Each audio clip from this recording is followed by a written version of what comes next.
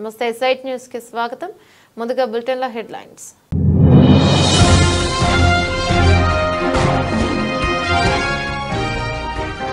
Google to Nvidia 15 top tech సీఈఓలతో ప్రధాని Modi round table సమావేశం.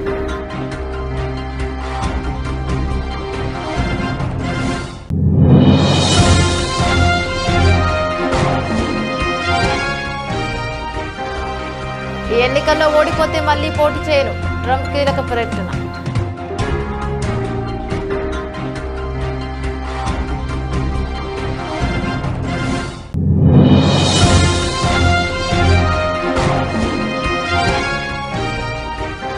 క్వాడ్ వేదికగా ప్రధాని మోదీ ప్రకటన. బీటెక్ విద్యార్థులకు 50 ఇండో పసిఫిక్ స్కాలర్షిప్లు.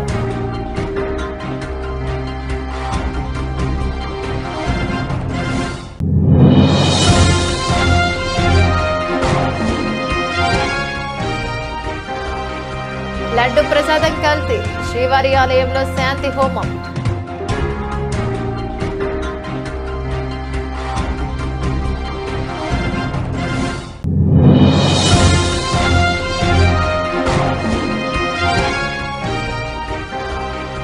దాతలు దయతలిస్తే సీఎం బ్రేక్ఫాస్ట్. బీఆర్ఎస్ పథకానికి నయా పైసా విడుదల చేయని సర్కార్.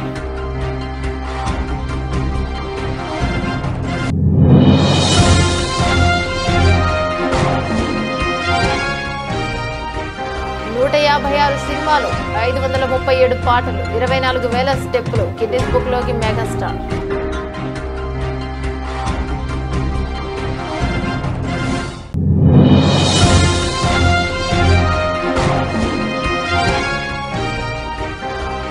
భారత్ స్వర్ణ చరిత్ర. చెస్ ఒలింపియాడ్లో డబుల్ ధమాకా.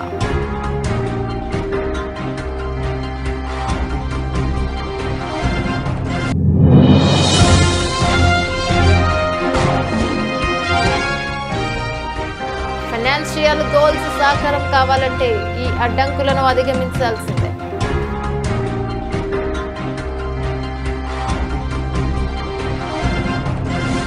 ప్రధానమంత్రి నరేంద్ర మోదీ అమెరికా పర్యటన కొనసాగుతోంది. 3 రోజుల పర్యటన నిమిత్తం అమెరికా వెళ్లిన ప్రధాని క్వాడ్ దేశాల సదస్సులో పాల్గొన్నారు.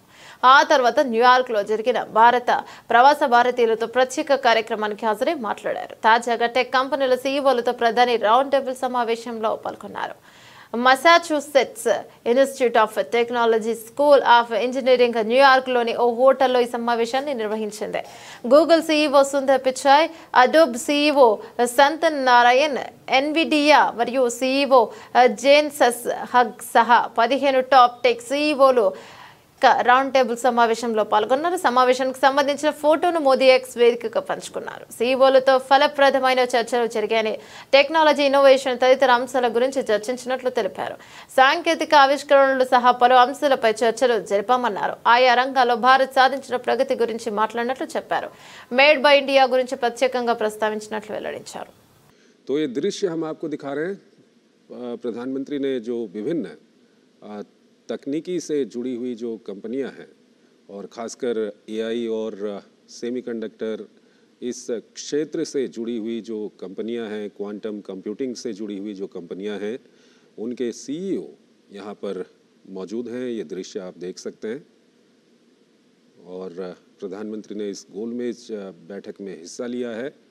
विभिन्न जो सीईओ हैं उन्होंने अपनी बात प्रधानमंत्री के सामने रखी है और प्रधानमंत्री ने काफ़ी गंभीरता से इन सभी मुख्य कार्यकारी अधिकारियों की बात यहाँ पर सुनी है. तो प्रधानमंत्री के अमेरिका दौरे की एक अहम कड़ी के रूप में इसको देखा जा सकता है. दूसरे दिन, अपने दौरे के दूसरे दिन प्रधानमंत्री ने शुरुआत की थी. भारतीय जो प्रवासी वहाँ पर रहते हैं, डायस्पोरा के लोग, उनको संबोधित करने के साथ और उसके बाद अब प्रधानमंत्री ने विभिन्न जो तकनीकी कंपनियां हैं उनके मुख्य कार्यकारी अधिकारियों के साथ एक गोलमेज बैठक में हिस्सा लिया है. वो दृश्य हम आपको दिखा रहे हैं. అమెరికాలో అధ్యక్ష ఎన్నికలకు మరో 43 రోజులు మాత్రమే సమయం ఉంది. దీంతో ప్రధాన అభ్యర్థులు డొనాల్డ్ ట్రంప్, కమలా హారిస్ తమ ప్రచార బోరు పెంచారు. ఇక ఈ క్రమంలోనే ఒకరిపై ఒకరు మాటల తూటాలను పేల్చుకున్నారు. ఈ నేపథ్యంలో రిపబ్లికన్ పార్టీ తరపున పోటీ చేపడుతున్న మాజీ అధ్యక్షుడు డొనాల్డ్ ట్రంప్ తాజాగా కీలక వ్యాఖ్యలను చేశారు. నవంబర్ 5న జరిగే ఎన్నికల్లో తాను గెలవకపోతే మరోసారి అధ్యక్ష ఎన్నికల్లో పోటీ చేయబోనని ప్రకటించారు. ఇక నవంబర్ 5న జరిగే అధ్యక్ష ఎన్నికల్లో మేం ఓడిపోతామని అస్సలు అనుకోవడం లేదు, ఆలోచన లేదు. మేము తప్పకుండా విజయం సాధిస్తామన్న నమ్మకం ఉంది. ఒకవేళ ఓడిపోతే 2028 ఎన్నికల్లో మేము బరిలోకి దిగను. ఈ నిర్ణయానికి కట్టుబడి ఉంటానని ట్రంప్ స్పష్టం చేశారు. ప్రస్తుతం ట్రంప్ వ్యాఖ్యలు వైరల్ గా మారాయి. ట్రంప్ ఇప్పటికే ఒకసారి అధ్యక్షుడిగా బాధ్యతలు నిర్వర్తించిన విషయం తెలిసిందే. ఇక 2016 నవంబర్లో జరిగిన ఎన్నికల్లో తొలిసారి ఆయన రిపబ్లికన్ పార్టీ తరపున పోటీ చేసి గెలుపొందారు. ప్రత్యర్థి హిలరీ క్లింటన్ పై విజయం సాధించారు. ఆ తర్వాత 2020 ఎన్నికల్లో జో బైడెన్ పై మరోసారి పోటీ చేశారు. అయితే ఆ ఎన్నికల్లో ట్రంప్ ఓటమి చవిచూశారు. ఇప్పుడు మరోసారి అధ్యక్ష బరిలో దిగి తన అదృష్టాన్ని పరీక్షించుకునేందుకు సిద్ధమయ్యారు. ఇక నవంబర్ 5న అమెరికా 47వ అధ్యక్షుడి కోసం ఎన్నికలు జరగనున్న విషయం తెలిసిందే. ఎన్నికల్లో ట్రంప్ కు డెమోక్రటిక్ అభ్యర్థి ప్రస్తుత ఉపాధ్యక్షురాలు కమలా హారిస్ గట్టి పోటీనిస్తున్నారు. ఈ ఎన్నికల్లో కమలా అదే పై చేయని అత్యధిక సర్వేలు అంచనా వేస్తున్నాయి. కీలక రాష్ట్రాల్లోనూ కమలా హారిస్ దే పై చేయి కొనసాగుతోందని సర్వేలు చెబుతున్నాయి. దీంతో ఎన్నికల్లో సర్వత్రా ఆసక్తి నెలకొంది.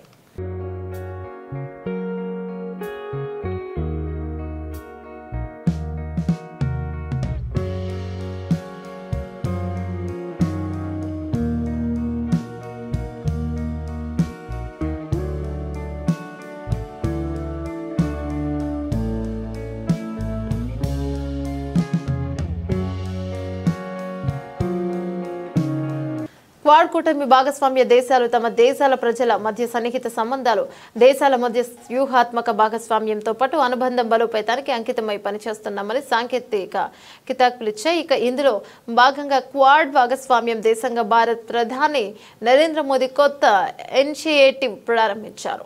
ఇండో పసిఫిక్ ప్రాంత దేశాలకు చెందిన 50 మంది విద్యార్థులకు $5 లక్షల క్వాడ్ స్కాలర్షిప్ ప్రకటించారు. భారత ప్రభుత్వ నిధులతో పనిచేస్తున్న ఇంజనీరింగ్ కాలేజీలో 4 ఏళ్ల బీటెక్ కోర్సు పూర్తి చేసే ఇండో పసిఫిక్ ప్రాంత విద్యార్థులకు ఈ స్కాలర్షిప్ అందిస్తారు. అమెరికా అధ్యక్షుడు జో బైడెన్ డెలావేర్ రాష్ట్రంలోని తన సొంత నగరం వెల్మింగ్స్టన్ లో క్వాడ్ దేశాధినేతలకు ఆదివారం విందునిచ్చారు. ఇక ఈ విందు సమావేశంలో ఆస్ట్రేలియా ప్రధాని ఆంటోనీ ఆల్బనీస్, భారత ప్రధాని నరేంద్ర మోదీ, జపాన్ ప్రధాని కిషిదా ఫుమియో, అమెరికా అధ్యక్షుడు జో బైడెన్ పాల్గొన్నారు.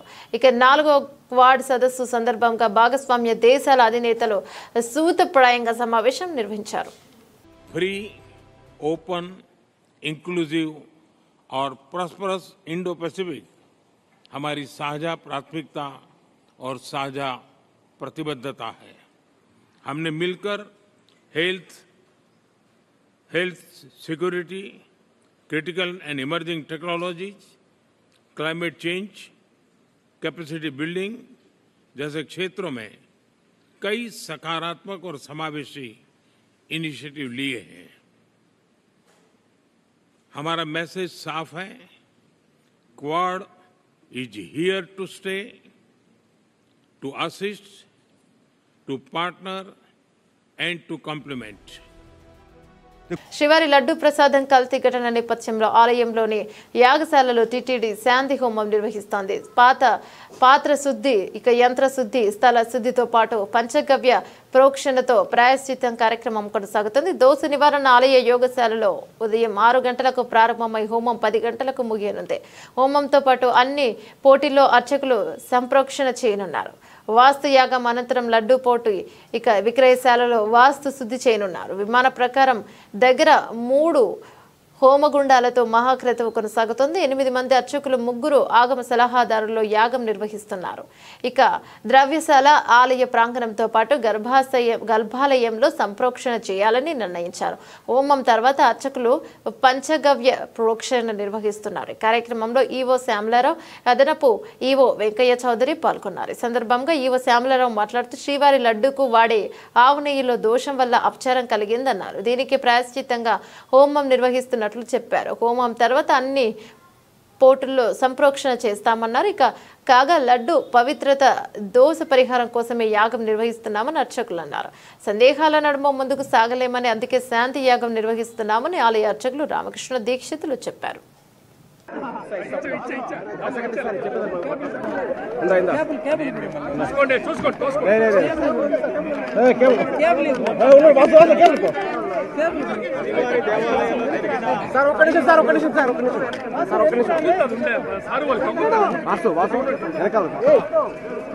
ఏం చేయలేము. జరిగిన దోషాలకు ప్రాయశ్చిత్తంగా ఈరోజు దేవాలయంలో శాంతి హోమం చేయడం జరుగుతోంది. దేవాలయంలో వివిధ ప్రాంతాల్లో ప్రదక్షిణ కార్యక్రమం చేస్తున్నాము. ఈ సందర్భంగా ఈ దేవాలయం యొక్క ప్రధాన అర్చకులు మీతో మాట్లాడుతున్నారు. వెంకటేశయ్య తిరుమల శ్రీవారాలయంలో ఇటీవల వారం రోజుల ముందు మనకి ద్రవ్యాలలో కల్తీ జరిగిందని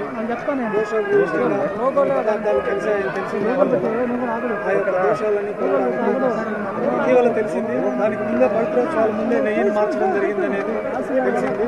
కాబట్టి ఇటీవల జరిగిన దోషాలన్నీ కూడా దాని లోపలి ఇప్పుడు శాంతి హోమాన్ని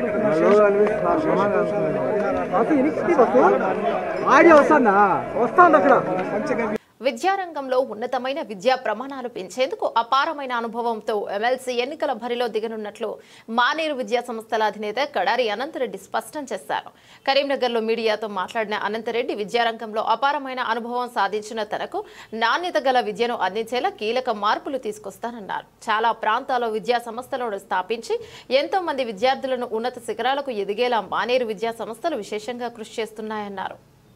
మా ట్రస్ట్ ఏదైతుందో 2 సంఘాలు ఏదైతుందో మాకు మొదట ఒకటి ఉండేది. ఈ 2 సంఘాల మద్దతు నాకు ఉంది.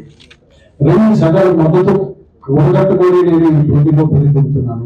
వీటితో పాటు జూనియర్ కాలేజీ, డిగ్రీ కాలేజీ కూడా నాకు వాళ్ళ సపోర్ట్ కూడా ఎక్స్టెండ్ చేశారు. 2 సంఘాల విషయంలో ఇక్కడ ఉన్న ఒక సమయం కనపడతా ఉంది. ఇంకో సంఘంలో బయట కూర్చున్నాను. అక్కడ 2 సంఘాలను తీసుకొని ప్రెసిడెంట్ సెక్రటరీ తీసుకొని నా ప్రొఫైల్ ఇవ్వడానికి కిషన్ రెడ్డి గారి దగ్గరికి పోవడం జరిగింది. ఎందుకంటే నేను బీజేపీ టికెట్ కోసం నేను ట్రై చేస్తాను. పోయినప్పుడు మా 2 సంఘాలు కలిపి మీరు అనంతరెడ్డి గారికి మీరు టికెట్ ఇస్తే 200% గెలిపించుకొస్తాము అని వారికి చెప్పడం జరిగింది. ఎందుకు నేను బీజేపీ ఎందుకంటున్నా అనేది గతంలో ఒకసారి నాకు ఒక అనుభవం. పోయిన 2018లో సేమ్ ఎమ్మెల్సీ ఎలక్షన్ జరిగినప్పుడు మీ అందరికీ తెలుసు. మేమంతా KG to PG Narsapur BRS MLA Sunitha Laxma Reddy నివాసంపై కాంగ్రెస్ గుండాలు దాడికి పాల్పడ్డారు. ఇటుకలు రాళ్లతో విధ్వంసం సృష్టించారు. మెదక్ జిల్లా శివంపేట మండలం గోమారం గ్రామంలోని ఎమ్మెల్యే నివాసం వద్ద ఆదివారం అర్ధరాత్రి హంగామా చేశారు. వినాయక నిమజ్జనం అడ్డు పెట్టుకుని గ్రామంలోని కాంగ్రెస్ నాయకులు ఎమ్మెల్యే ఇంటి ముందు పటాకులు కాల్చారు. అయితే ఆ ఇంట్లో ఉంటున్న మందీప్ గౌడ్ అనే యువకుడు ఇదేంటని అడిగితే అతనిపై దాడి చేశారు. ఇంతతో ఆగకుండా ఇంటిపైన ఇటుకలు విసిరారు. దీంతో బీఆర్ఎస్ నాయకులు ఎమ్మెల్యేల ఇంటి వద్దకు చేరుకొని కాంగ్రెస్ నాయకులతో వాగ్వాదానికి దిగారు. విషయం తెలుసుకున్న పోలీసులు ఇరు వర్గాలను చెదరగొట్టారు. రాత్రిపూట్ల దాడులు చేయడం కాంగ్రెస్ నాయకుల పిరికిత్తనం అని బీఆర్ఎస్ నేతలు విమర్శించారు. దాడికి నిరసనగా ఎమ్మెల్యే అనుచరులు, బీఆర్ఎస్ కార్యకర్తలు భారీ ర్యాలీ నిర్వహించారు.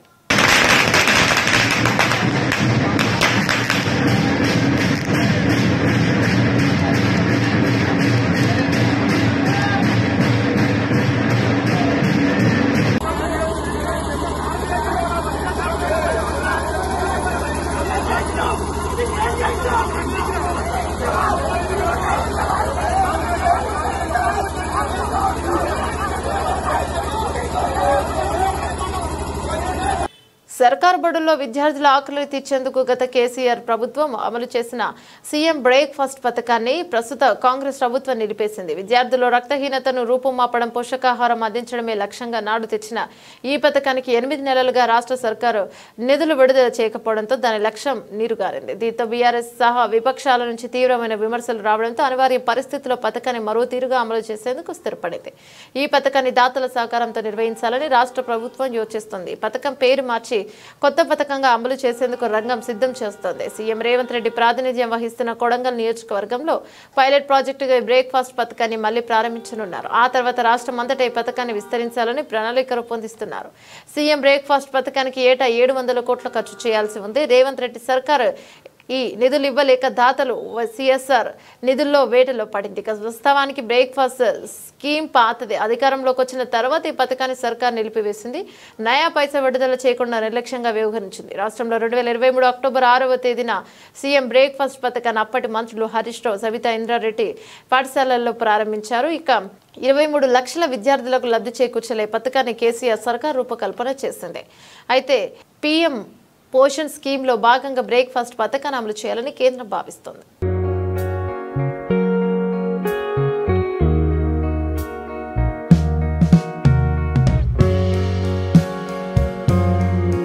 మారేడుమిల్లి మండలం జలతరంగిణి వాటర్ ఫాల్స్ వద్ద ఏలూరు ఆశ్రమ మెడికల్ కాలేజీకి చెందిన 5 విద్యార్థులు గల్లంతయ్యారు. ఒక్కసారిగా వర్షం పడి వాగు ఉధృతంగా రావడంతో గల్లంతైన విద్యార్థులు వారిలో 4 అమ్మాయిలు, 1 అబ్బాయి ఉన్నారు. 2 అమ్మాయిలు ఆచూకీ లభ్యమైంది. రంపచోడవరం ఏరియా ఆసుపత్రికి తరలించారు.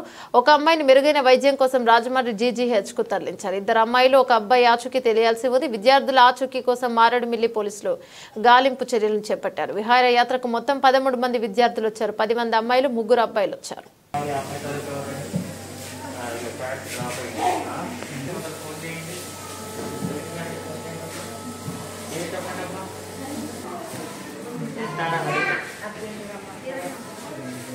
వాళ్ళ నాన్నగారి పేరు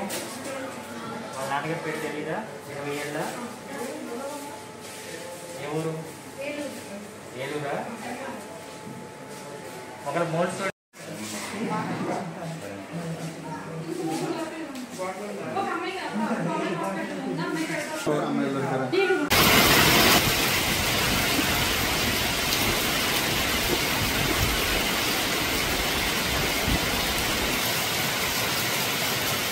తిరుమల శ్రీవారి లడ్డు వైసీపీ అధ్యక్షుడు మాజీ ముఖ్యమంత్రి వైఎస్ జగన్ లేఖ ప్రధాని నరేంద్ర మోదీకి లేఖ రాశారు. వాస్తవాలు నిగ్గు తేల్చాలని లేఖలో రాశారు. రాజకీయాల కోసం చంద్రబాబు టీటీడీ ప్రతిష్టను దిగజార్చి ఆరోపిస్తున్నారని, ముఖ్యమంత్రి వ్యాఖ్యల వల్ల స్వామివారి కోట్లాది మంది భక్తుల మనోభావాలు దెబ్బతింటున్నాయని, సీఎం పదవి ప్రతిష్టను దిగజార్చుకుంటూ విధంగా వ్యవహరించారని ఫిర్యాదు చేశారు.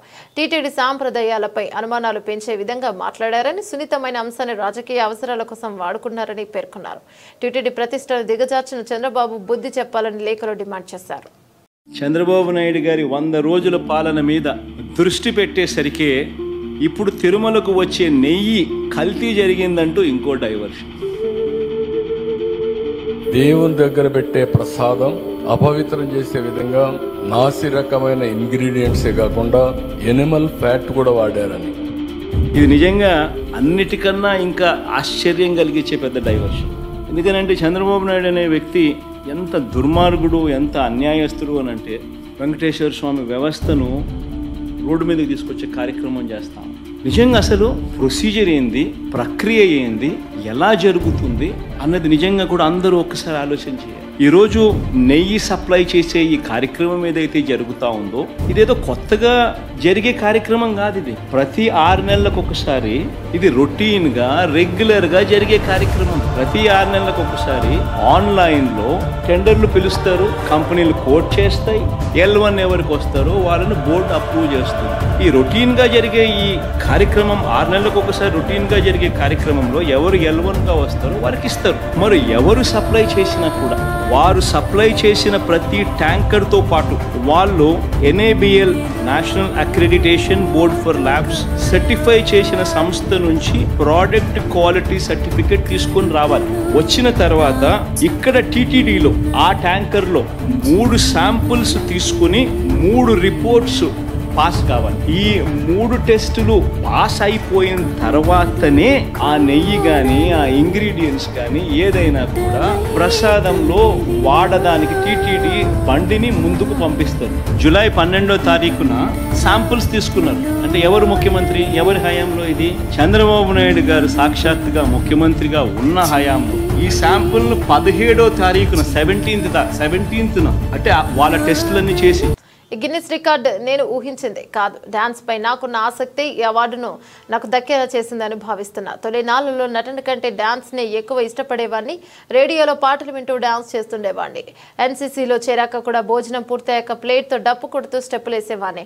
నటుడిగా తొలి అడుగులు పడుతున్న రోజుల్లో డాన్స్ చేస్తూ కాలు జారి కింద పడిపోయాను. అప్పుడు లొకేషన్ లో ఉన్న సావిత్రి, నరసింహారాజు, రోజా రమణి నన్ను చూసి అయ్యో అంటూ జాలి పడుతుంటే కింద పడ్డ నేను సమయస్ఫూర్తితో దాని నాగిని డాన్స్ గా మార్చేశా. అప్పుడు అందరూ తెగమెచ్చుకున్నారు అంటూ జ్ఞాపకాలను నెమరువేసుకున్నారు. అగ్ర నటుడు చిరంజీవి ఆయన కీర్తి కిరీటంలో మరో కిలికితు రాయి వచ్చి చేరింది. ఇక చిరంజీవి గిన్నిస్ వరల్డ్ రికార్డ్స్ లో స్థానం సంపాదించారు. 156 సినిమాలు, 537 పాటలు, 24,000 స్టెప్పులతో ప్రేక్షకుల్ని విశేషంగా అలరించిన ప్రముఖ నటుడిగా ఆయనకు ఈ గౌరవం దక్కింది. సందర్భంగా ఆదివారం హైదరాబాద్ లో నిర్వహించిన కార్యక్రమంలో గిన్నిస్ వరల్డ్ రికార్డు ప్రతినిధుల సమక్షంలో చిరంజీవికి బాలీవుడ్ నటుడు అమీర్ ఖాన్ ఈ అవార్డును ప్రదానం చేశారు. ఈ సందర్భంగా తన డాన్స్ ప్రస్థానాన్ని చిరంజీవి గుర్తు చేసుకున్నారు. తనలోని డాన్స్ స్కిల్ తెలుసుకుని ప్రాణం ఖరీదులో ఇక నా కోసం ప్రత్యేకంగా డ్యూయట్ ని క్రియేట్ చేశారు క్రాంతి కుమార్. నా డాన్స్ కోసం ప్రేక్షకులు థియేటర్లోకి వస్తున్నారంట. అప్పటి దర్శక నిర్మాతలకు డిస్ట్రిబ్యూటర్ లింగమూర్తి నన్ను రికమెండ్ చేసేవారు. నా డాన్స్, నా పాటలు ఇవే నా విజయంలో కీలక పాత్ర పోషించాయి. ప్రపంచ ఖ్యాతిగాంచిన గిన్నిస్ రికార్డ్స్ లో నాకు చోటు దక్కడం భాగ్యంగా భావిస్తున్నా. ఒక్క ఫోన్ కాల్స్ తో ఆహ్వానించగానే నేను వేడుక విచ్చేసిన మిత్రుడు అమీర్ ఖాన్ కు ధన్యవాదాలు అన్నారు చిరంజీవి. అమీర్ ఖాన్ మాట్లాడుతూ నేను చిరంజీవికి పెద్ద అభిమానిని. ఈ వేడుకకు పిలిచినప్పుడు విజ్ఞప్తి కాదు, ఆర్డర్ చేయండి అని చెప్పాను. ఈ వేడుకలో భాగమైనందుకు ఆనందంగా ఉంది. ప్రతి పాటను ఆస్వాదించి నర్తిస్తాయారన్న అందుకే ఈ గౌరవం అని కొనియాడారు. ఇంకా కె రాఘవేంద్రరావు, అల్లు అరవింద్, ఏ కోదండరామరెడ్డి, బి గోపాల్ మరియు తమారెడ్డి భరద్వాజ్, శ్యాంప్రసాద్ రెడ్డి, గుణశేఖర్ మరియు బాబీ, జమ్నీ కిరణ్, మైత్రి, రవిశంకర్ కూడా ఈ వేడుకల్లో పాల్గొన్నారు. BRS working president Kalvakuntla Taraka Ramarao తన ఎక్స్ ట్విట్టర్ ద్వారా గిన్నిస్ వరల్డ్ రికార్డులో స్థానం దక్కించుకున్న అగ్ర నటుడు చిరంజీవికి అభినందనలు తెలిపారు. అరంగేట్రం నుంచి ఆధిపత్యం వరకు చిరంజీవి గారి నట ప్రయాణం అపురూపమైనది. 1978లో ఇదే రోజున ప్రాణం ఖరీదు సినిమాతో ఆయన తెలుగు తెరపై మెరిశారు. 46 ఏండ్ల అన్నిరత సాధ్యమైన ఆట ప్రస్థానంతో తెలుగు సినిమాపై తనదైన ముద్ర వేశారు. తెలుగు ఇండస్ట్రీలో తెలుగు సినిమా గర్వించదగ్గ మహానటుడిగా గొప్ప స్టార్గా అవతరించిన ఆయనకు గిన్నిస్ రికార్డులో స్థానం దక్కడంతో అభిమాన లోకం పండుగ జరుపుకుంటోంది. 156 సినిమాలు, 537 పాటలు, 24,000 డాన్స్ మూమెంట్లు, లెక్కలేని జ్ఞాపకాలు, కొన్ని కోట్ల మందిని 2-3 తరాలుగా మీరు స్ఫూర్తి నింపుతూనే ఉన్నారు. అభినయంతో నేటికి మమ్మల్ని మంత్రముగ్ధుల్ని చేస్తున్నారు. మీరు ప్రైడ్ ఆఫ్ తెలుగు సినిమా అంటూ కేటీఆర్ తన ఎక్స్ ట్విట్టర్ ద్వారా చిరంజీవిని కొనియాడారు. ఇంకా ఇరు రాష్ట్రాల ముఖ్యమంత్రులైన రేవంత్ రెడ్డి, చంద్రబాబు కూడా చిరంజీవికి శుభాకాంక్షలు అందించారు. So I would like to invite Mr. Chiranjeevi to the centre of the stage to accept this prestigious Guinness World Records title. Wow, now is the moment we witness megastar Chiranjeevi garu receive the Guinness World Record presentation for the most prolific actor and iconic dancer for over 24,000 moves. I request our guest of honor, Aamir Khan sir, to join hands along with Mr. Richard in receiving this. Ladies and gentlemen, it's happening. It's happening. Guinness World Record has been honored to Padma Vibhushan megastar Chiranjeevi garu for being the most prolific film star in Indian film industry, actor and dancer. Megastar Chiranjeevi Konidela. 22nd of September 2024. History is made. ప్రతిష్టాత్మక chess ఒలింపియాడ్లో భారత పురుషుల మహిళల జట్టు సరికొత్త చరిత్రను లెక్కించాయి. 2 విభాగాలను భారత అగ్రస్థానాన నిలిచి స్వర్ణాలు గెలుచుకుంది.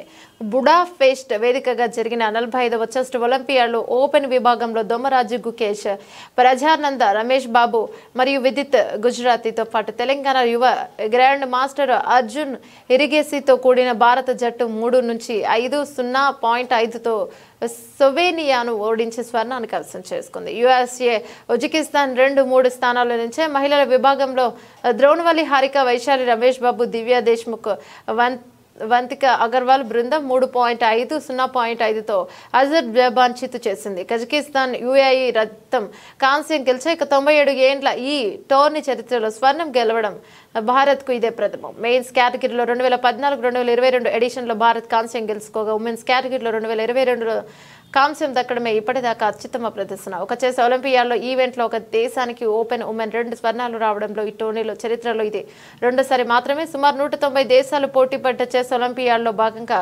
భారత అపజయమే లేకుండా టైటిల్ను గెలిచింది. 11 రౌండ్ ఉండే ఈ టోర్నీలో భారత పురుషుల బృందం వరుసగా 8 రౌండ్లు గెలిచింది. 9వ రౌండ్ను ఉజ్బెకిస్తాన్ డ్రా చేసుకోగా 10వ రౌండ్లో టాప్ సీడ్ అమెరికాకు ఓడించింది. 11 రౌండ్లకు గాను భారత్ ఖాతాలో 21 పాయింట్లు, రౌండ్కు 2 దక్కడం విశేషం. మహిళల జట్టు వరుసగా 8 రౌండ్లు నెగ్గి 9వ రౌండ్స్ను డ్రా చేసుకుంది. తిరిగి 10-11 రౌండ్లలో పై చేయి సాధించింది. 11వ రౌండ్లలో అమ్మాయిలు 19 పాయింట్లు దక్కించుకున్నారు. అద్భుతమైన ఆట తీరుతో 45వ చెస్ ఒలింపియాడ్ను భారత్ కైవసం చేసుకుంది. సరికొత్త స్వర్ణ ఆదాయాన్ని లిఖించిన భారత్ పురుషుల మహిళల బృందానికి హ్యాట్స్ ఆఫ్.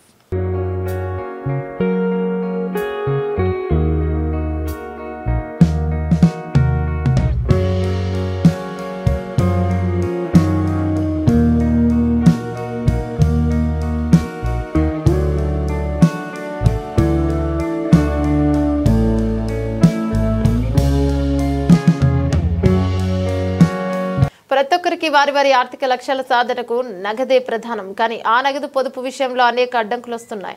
అందుకే పట్టుదల, క్రమశిక్షణ, సరైన వ్యూహాలు ఉండాలి. అప్పుడే ఫైనాన్షియల్ గోల్స్ సాకారం కాగలవు. అసలు ఆర్థిక లక్ష్యాల సాధనను ఏవి పక్కదారి పట్టిస్తున్నాయో చూస్తే క్రమశిక్షణ లేకపోవడం వల్ల ఆర్థిక లక్ష్యాల సాధన జటిలంగా మారుతుంది.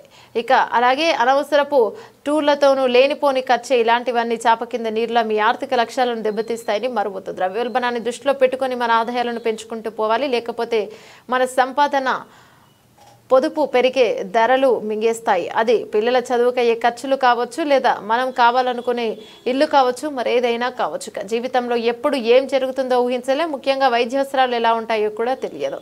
కాబట్టి అనుకోని ఆరోగ్య సమస్యలతో కూడిన ఆర్థిక లక్ష్యాలు దెబ్బతింటాయి. ఇక ఇలాంటి ఆటంకమే పెట్టిన పెట్టుబడుల్లో రాబడులు తగ్గి అనుకున్న స్థాయిలో నగదును సమీకరణాలు కష్టమవుతాయి. కాబట్టి మన చేతిలో లేని వాటికి మనం ఏం చేయలేం. ఉన్న వాటికైనా జాగ్రత్తతో ముందుకెళ్తే అనుకున్నది సాధిస్తాం.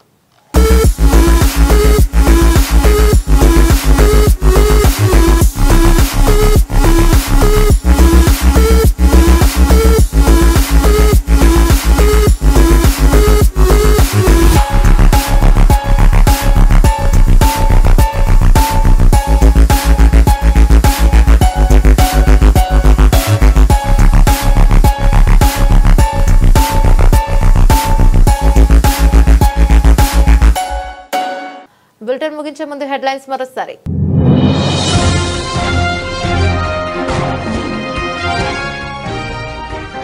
Google to Nvidia 15 top tech సీఈఓలతో ప్రధాని మోదీ రౌండ్ టేబుల్ సమావేశం.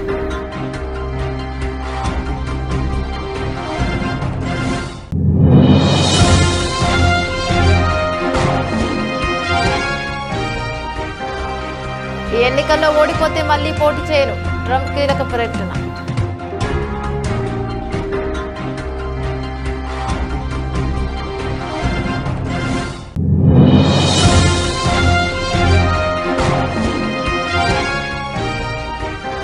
క్వాడ్ వేదికగా ప్రధాని మోదీ ప్రకటన. బీటెక్ విద్యార్థులకు 50 ఇండో-పసిఫిక్ స్కాలర్షిప్లు.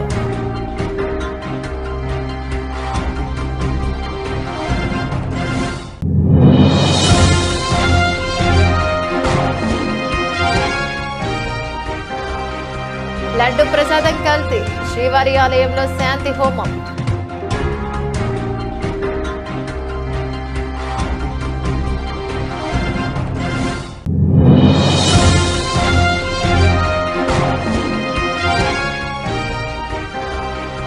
దాతలు దయతలిస్తే సీఎం బ్రేక్ఫాస్ట్. బీఆర్ఎస్ పథకానికి నయా పైసా విడుదల చేయని సర్కార్.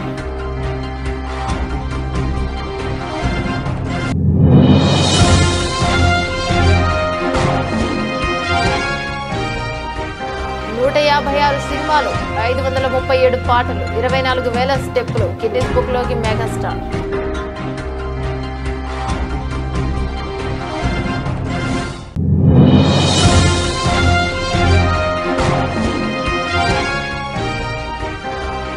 భారత్ స్వర్ణ చరిత్ర.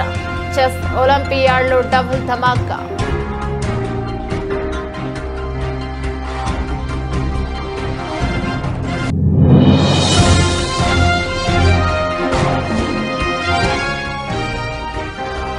కమర్షియల్ గోల్స్ సాకారం కావాలంటే ఈ అడ్డంకులను అధిగమించాల్సిందే.